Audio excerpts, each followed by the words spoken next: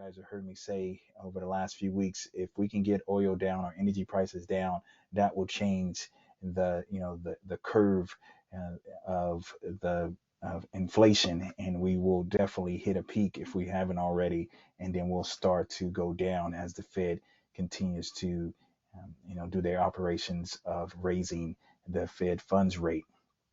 But I would be surprised. I'm hoping this is the case. I'm hoping we already peaked and oil is kind of giving me that indication.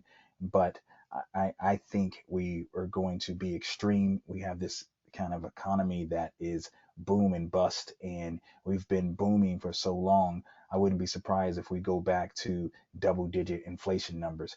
I do not want that, but if that's the case, then the yields that we have been experiencing over the last, let's say, 30 days are not in line with that, meaning that yields have been going down.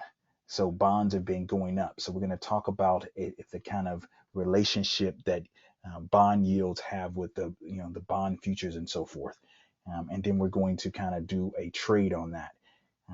And so I think that the inflation is going to continue to get higher, even though, once again, I'm hoping that's not the case. I hope we have peaked and maybe oil is telling us that. But if not, if we are going to go higher, then these bonds are a little rich right now. For example purposes, the 30-year bond is what I like to trade most of the time. And you can see that about 2 weeks ago or so, we hit longer than that. I'm not going to get count all these days, but it's been 2, 3, maybe a month ago that we were down to our lows with the 30-year bonds, right? And that's when the 30-year mortgage rate was over 6%, right? It didn't stay over 6% for too long, but it's still not far from that now. But bonds this morning, this 30-year bond hit the 140 level. To me, that is too high at this point, and I think that the bonds are going to go lower as the Fed continues to try to fight inflation. And if inflation has not peaked yet, then these bonds, we're going to see something lower than this 130, 131. We might see something like 121, something like that. So if you're going to play the bonds and you think that yields are actually going to go up, meaning they're going to go higher, then what you want to do is short the bonds. Then you want to short the bonds because it's an inverse type of relationship. So what I mean by that, if I was going to use options to trade the bonds, the 30-year bond here, say I was going to go out 45 days to go. If I would sell a put spread, and I'm just picking any numbers here, everyone. If I was going to sell a put spread, then that means I would be bullish on the bonds, the 30-year bond here, and that means it will be, I expect it to go up, right? So that means yields going lower. That means yields going lower. But if I think yields are going to go higher, then I have to be bearish on this bond, this 30-year bond. This is one of the most popular bonds from the CME, Chicago Mercantile Exchange, that you can trade, and you have to know that it's an inverse type of relationship with yields. So if I'm thinking yields are going to go down, then I need to be bullish on this. If I'm thinking interest rates are going to go up, then I need to be bearish on this. So I would go down, I would go here. This, for example purposes, if we were doing a trade, we would do something like this perhaps, right? And then we will benefit if these bonds go down and yields go up. Okay. And they have a number of different options here. You have the 2-year that's really, really popular. This is the 2-year Treasury note. This is same kind of relationship with the yield. If you're bearish on this Treasury note, then that means if it goes down, if you're right, then that means the yield is going up on this 2-year.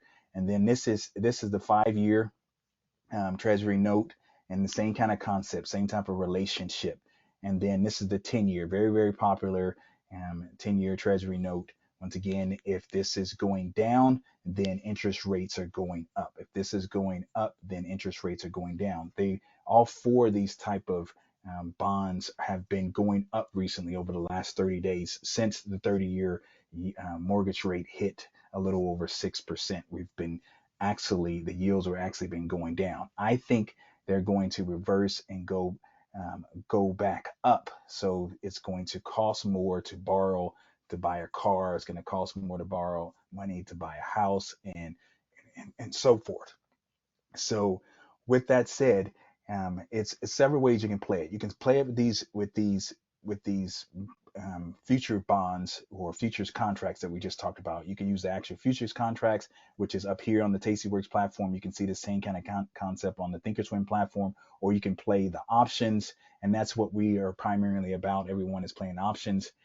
And you can also play an ETF. So the most popular ETF for trading your bond is this TLT here, and it's got the most liquidity and so forth, the most popular one.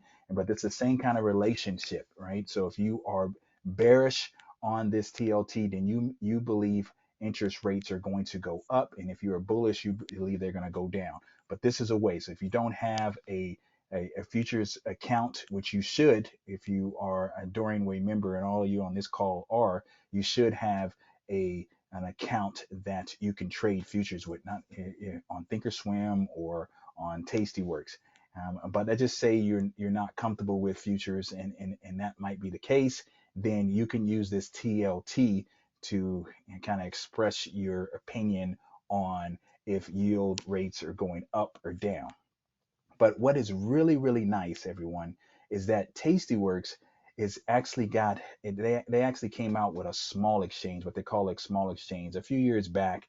It's not as popular and it doesn't have as much liquidity as the CME, which is the most, it really doesn't have a competitor yet.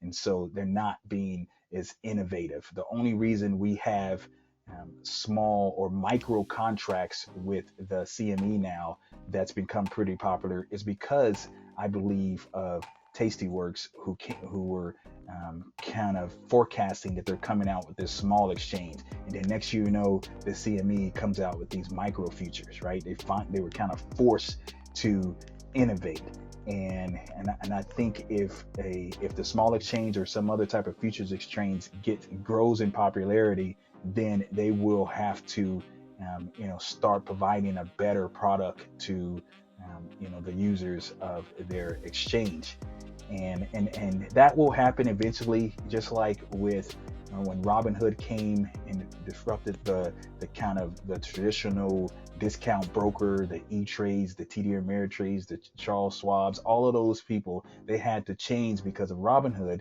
when they started having free for shares to buy shares, no commissions to buy shares, no commissions to buy options and so forth. And they're still that way. The big boys haven't changed to have free commissions on options yet, but they did change completely on shares, right? And that's a big deal, especially if you have an IRA or a retirement account or so forth, and you want to buy shares and not have to pay commissions. That's amazing. You have a kid that you're trying to teach about the markets and being able to buy them a certain amount of shares and so forth. There's no commissions associated with that, and that's pretty cool. Especially if you're buying things that have dividends and so forth, so you can kind of make money off your money, which is awesome. But going back to this TastyWorks small exchange that they came up with, it's pretty cool because they have this thing that's called these bonds or these futures contracts that are literally the yield, the bond yield. You're only trading the yield, right? The return. So for example, you have this is the /2Y futures contract. There's no options on it yet, but this is literally you don't have to worry about the inverse relationship that we were just talking about with bonds. Meaning, once again, if bonds are going up, interest rates are going down, and if bonds are going down, interest rates are going up. But with this futures contract that TastyWorks has come up, it's just you're just playing the yield. So if you think the yield is going to go up, then you buy by clicking on the ask. If you think the yield is going to go down, then you sell by clicking on the bid, and it's real clean, right? To me, it's no guesswork regarding it, because some of these bonds with the CME, they still are dealing with fractions and so forth. Like the 30-year bond, it has, a tick of, it goes by 1/32 or, of a, type of fraction and so forth. So for example, I have this up right now. Each tick is basically worth 31.25, and it's 32 ticks in a point. And so this can be confusing if you're not familiar with it and you don't trade it a lot. But TastyWorks, or their TastyWorks, I guess, is the parent company, or Tasty Trade is the parent company.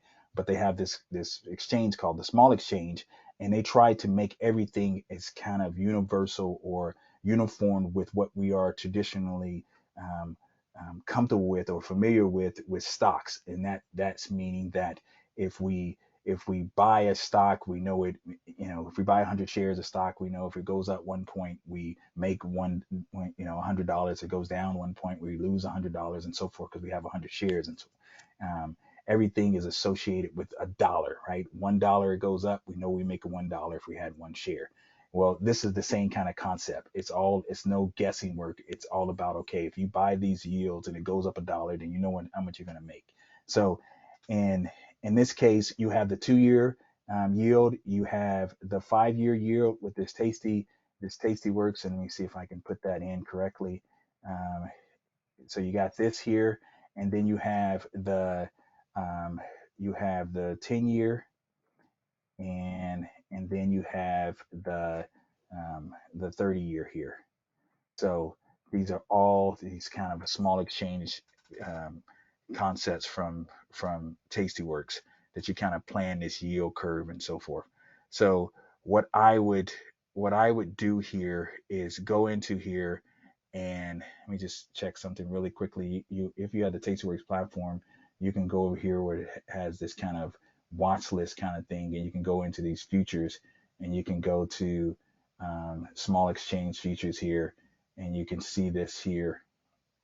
Um, these ones I was just showing you were the micro features for CME. So I apologize for that, saying that incorrectly. But they do have the yield ones with TastyWorks, which I want you to look at. This is the 2-year yield here. This is the 10-year yield here, and then this is the 30-year yield, right? So if I wanted to bet that this yield was going to go up, as I was indicating, I could just buy it, right? So I'm going to bet that this yield is going to go up. So this is the one we're going to buy, and we're just going to use this TastyWorks account here to play this, right? You can also, once again, because the exchange, they've come up with something like this as well, right? They got the micro feature here for the yield, and so you got to know the denomination on this one. It's a little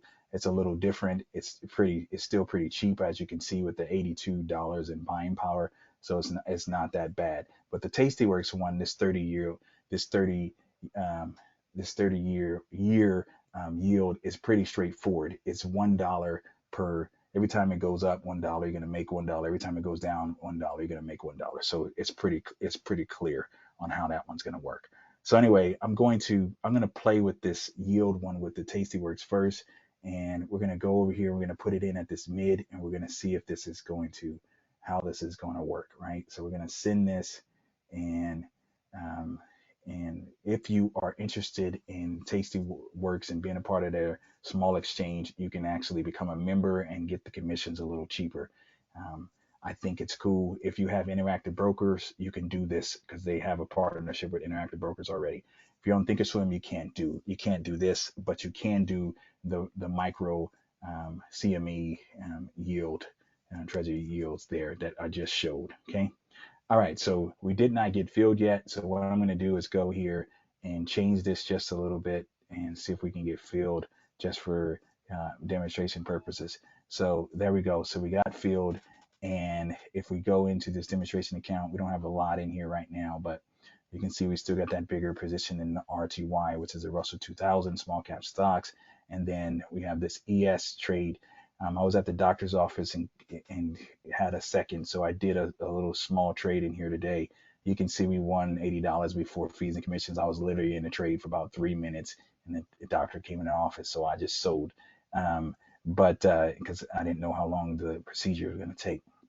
With that said, you can see that this is the 30-year yield. I'm betting that this is going to go up. So we're going to keep this on for a little while. If we're down $100 or whatever the case may be, it'd be insignificant. If we're down that much, then the directional move didn't play. But if not, we'll keep holding this for a while to see if this is going to, if we're going to go back down to these lows that we were talking about over here with these 30-year lows and interest rates going up. I think we're going to have double digits. I hope that's not the case. That's going to be painful.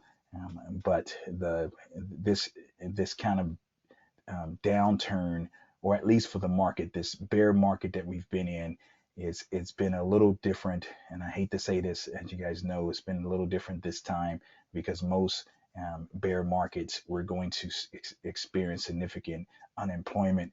To this point, the unemployment numbers are stayed very, very steady. The last 2 to 3 reports, the unemployment rate has stayed at 3.6, and we're not showing any signs at this point that the labor market is deteriorating. So that's a great thing. So maybe we're not going to experience 10+% inflation. But I'm just thinking that could be the case, and I hope I'm wrong. But right now I'm going to play that we're going to go back down and see the lows of these bonds. And that won't put us at 10%, but I think we're definitely going to see these lows again. If we don't, then we're going to stabilize in the next 5 to 6 months. The remainder of this year is going to be awesome for us, everyone, because we are option sellers, and if we stay in some decent range, if we're going up a little bit, most of the world is bullish, so that's going to be great. And if it doesn't go up a lot, it's going to be even better for us as options sellers because we play both sides, and we'll be able to get premium from that call side, premium from that put side, and we'll love this second half of the year. But if things get continue to go back and see lows, we can benefit from that as well, and that's what we're trying to do.